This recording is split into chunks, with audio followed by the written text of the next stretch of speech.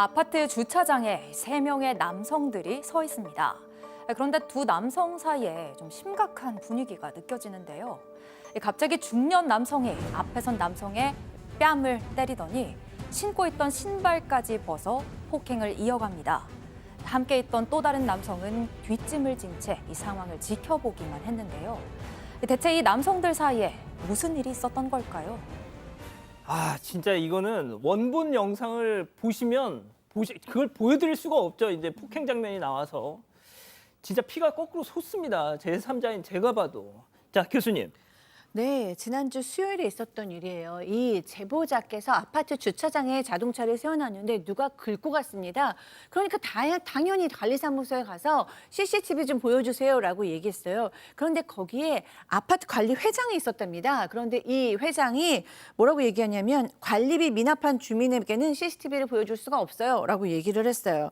제보자 남편이 이거는 관례에 어긋난 일이다. CCTV에 보여주지 않으면 경찰 부르겠다. 왜냐하면 이 아파트 회장하고 이 제보자 사이에는 관리비 분쟁 이슈가 있어서 관리비를 미납한 상태였다고 합니다. 그러니까 막 이렇게 따지니까 옆에 있던 중년 남성이 아무 관계도 없는 사람이 갑자기 욕을 하면서 싸가지 없는 XX가 말을 그렇게 하냐고 끼어들었다고 합니다.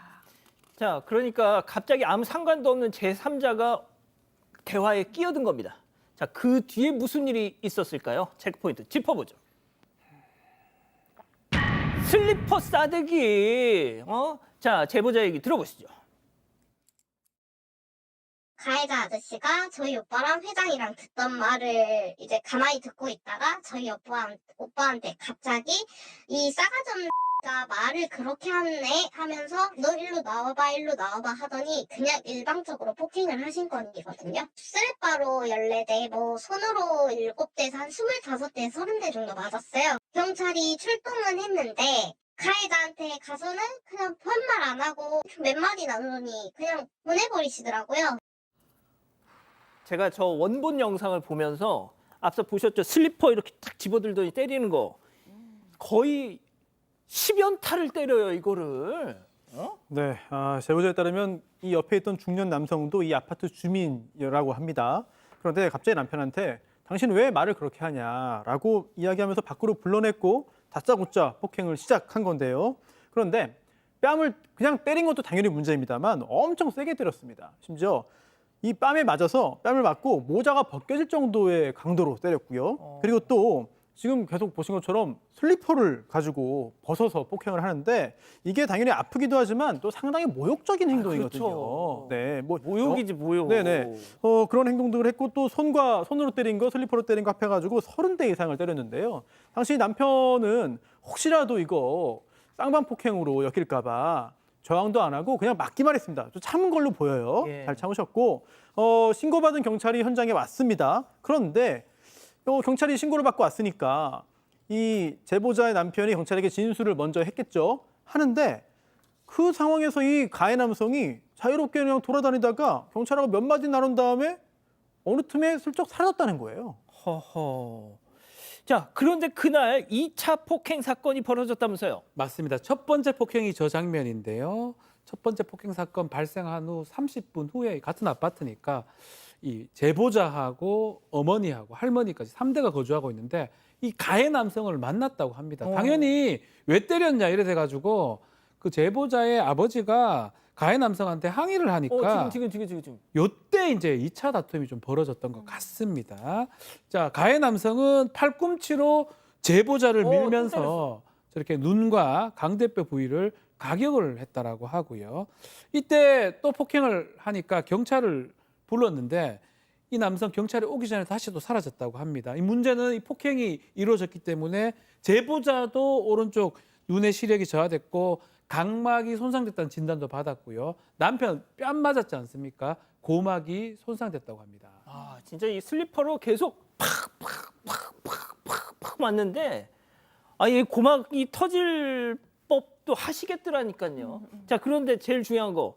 그 아파트 무슨 회장이라는 사람하고 이 폭행 가해자 도대체 무슨 사이길래 이렇게 남의 일에 뭐 막 바둑판에 뭐 훈수 두듯이 끼어들어가지고 이런 거예요. 제보자는 이 가해 남성이 회장과 좀 절친한 사이라서 이렇게 이번 일에 끼어들기도 하고 또 폭행까지 한 것 같다 이렇게 주장을 했어요. 사실 제가 보기에도 좀 친한 사이니까 이렇게 나섰다는 생각이 들었거든요. 저희 제작진이 회장에게 연락을 해서 직접 물어봤습니다. 자, 그런데 회장은 남성과는 아파트 주민으로 1년에 두세 번 정도 본 사이고 특별히 친한 관계는 아니라면서 이 폭행이 말릴 틈도 없이 발생했고 더 이상 끼어들면 안 될 것 같아서 자리를 피했다. 이렇게 전했습니다. 아유, 옆에 있었으면 말리셨어야지.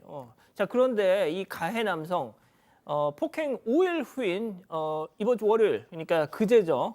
제보자의 아버님한테 연락을 했다고 합니다. 자, 무슨 이유였는지 제보자 얘기 들어보시죠. 저희 아빠한테 전화해가지고 당장 다 4명 다 나오라고. 니도 나오고 마누라도 나오고 니 자식 새끼들도 다 데리고 나오라고. 죽여버리겠다고. 그런 식으로 협박을 해서 저희 아빠가 이는 현행범으로 잡아야겠다 하고 나가게 된 거예요. 알루미늄 대걸레 있잖아요. 쇠대걸레. 그거 머리를 뿌르고 옥만 든 상태로 아빠한테 너 일로 와, 너 일로 와 하고 뒷짐지고 가다가 저희 아빠 머리를 후드려 버렸대요. 진짜 얘한테 이렇게 맞다가는 죽겠다 싶어가지고 저희 아빠 그때부터 이제 그 아저씨 팔을 잡고 경찰관 올 때까지 계속 잡고만 계셨거든요. 야, 이거 진짜 큰일 날 뻔했네요. 진짜. 그러니까요. 뭐 이제 처음부터 이 정도면 작정을 한 건데 이제 너무 위험한 일을 저지른 걸 보면 판단 능력이 있는 사람인지 좀 의심스럽습니다. 맨 처음에 어쨌든 제보자 아버지께 전화를 해서 다 나와라. 아내도 데리고 나오고 자식들도 다 데리고 나와라. 아주 죽이겠다. 뭐 이런 식으로 협박을 했어요. 그래서 아버지께서는 가족들을 지키려고 이제 혼자서 공터를 나갔다고 하십니다. 그리고 무슨 일이 일어날지 모르니까 경찰에 미리 신고는 한 상태였어요. 공터에 도착을 하니까 저 사람이 저렇게 알루미늄으로 된 대걸레 봉을 잡고 기다리고 있었어요. 그러고 순식간에 아버지의 머리를 내리친 겁니다. 너무 위험하잖아요. 폭행을 당하셨어요, 아버지께서. 이렇게 맞다가 내가 죽을 수도 있겠다라는 생각이 들어서 아이고. 끝까지 너무 심하게 맞으신 거예요. 끝까지 그 남성의 팔을 잡고 그 경찰이 올 때까지 버티셨고 결국에는 이제 제보자 경찰이 도착해서 현행범으로 체포가 됐습니다. 아니, 이거 거의 온 가족을 폭행한 거 아니에요, 손 변호사님? 그렇습니다. 제보자는 각막 손상, 시력 저하, 타박상 진단받았고요. 남편은 고막 파열, 전치 3주입니다. 또 아버지도 뇌진탕 진단까지 받았거든요. 온 가족이 다 맞았어요. 네. 그런데 이게 건강보험 적용 안 되니까 상해니까 병원 갈 때마다 치료비 합하면 100만 원씩 나온다고 합니다. 그런데도 이 가해 남성은 가해 사실이 명백한데도 불구하고 사과도 안 하고 또 치료비 지원 등도 전혀 하지 않고 있는 상황인데요. 지금 이 남성은 폭행 혐의로 경찰 조사를 받고 있습니다. 받고 있긴 한데 근데 제보자 입장에서는 굉장히 억울한 거예요. 왜냐하면 일단 첫 번째 폭행 후에 경찰이 제대로 신속하게 수사를 하고 조치를 했다면 5일 뒤에 아버지까지 폭행당하는 일은 좀 피할 수 있지 않았겠느냐. 이러면서 경찰의 미온적인 수사에 대해서 굉장히 아쉬워하고 있고요. 그리고 또 걱정되는 게 있습니다. 이렇게 비상식적인 행동을 계속해서 여러 차례 한 가해자가 같은 아파트에 살고 있잖아요. 계속 마주칠 수밖에 없습니다. 혹시라도 더 높은 수위의 보복이 이제 가해질까 봐 굉장히 두려워하고 있는 상황입니다. 자, 이 가해 남성 말씀드린 것처럼 특수폭행 혐의로 현재 경찰 조사를 받고 있습니다.